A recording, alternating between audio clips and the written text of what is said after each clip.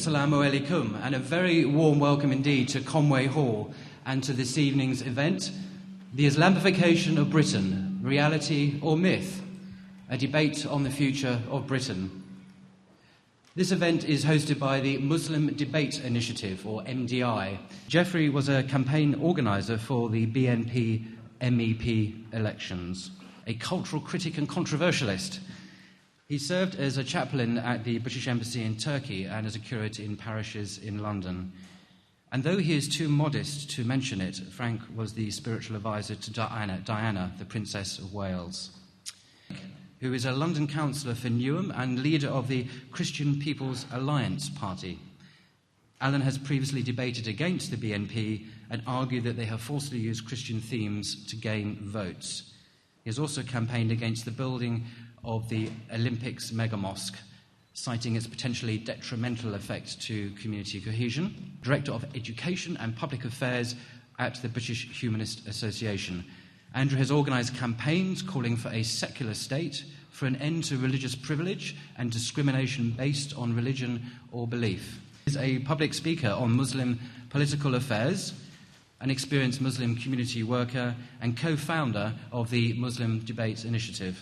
Abdullah has appeared on various TV channels discussing political analysis and Islamic and topical issues.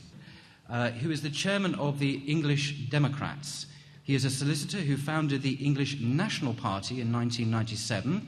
Then in 2007, along with several other English nationalist parties, he relaunched the party as the English Democrats.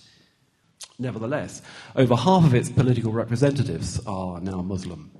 The local schools are filled with Muslim children, and in many of the primary schools, not faith schools at all, but state schools, the figure is over 90%. So what does this say about the future of Tower Hamlets? That it's going to become Muslim? If so, what does this mean for Tower Hamlets and for the rest of us? No one realizes this. Your names are all Hebrew translations. You don't have Anglo-Saxon names, most of you. Paul, Matthew, Mark, Luke, John. These names are not Anglo-Saxon. These are Semitic names from the Middle East. I thought one more Semitic religion, wouldn't make a difference. But hey. Secondly, I'd like to start off with doing the usual mantra that Muslims do in public places.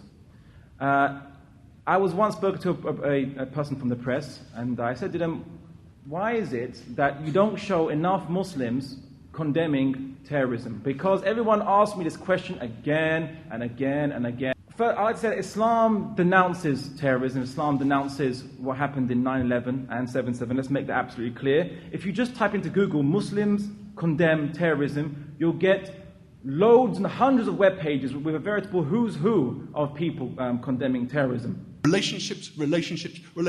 Yet this thing says, I don't want a relationship with you.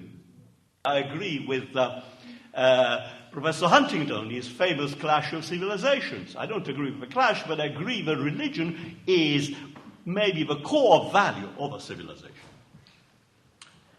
I asked a friend of mine, a true Brit, unlike me, a question. Helen, tell me, what are these quintessential British values? She thought it a bit, and then she came up with queuing. Delivering milk bottles to your doorstep in the morning and the like. Well, do Muslims jump the queue? Do they steal your milk bottles? Do they not pay their taxes? Modelled on the fatwa of Osama bin Laden of jihad against the West, because Vince Cable had claimed and published an article in Demos that the threat to harmonious social relations in Britain comes from those who insist that multiple identity is not possible.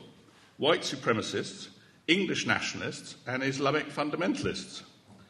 But it's enough to say, I think, that those who peddle the myth of Islamification make much of the increase in the population of those who are Muslim and totally overplay it.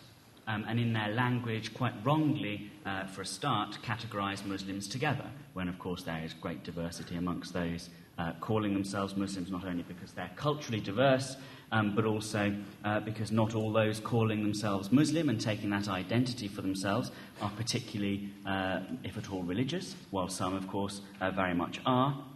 And it's wrong, quite wrong, to assume that Muslims, because they're Muslims, will be opposed to secular democracy or to the liberal state.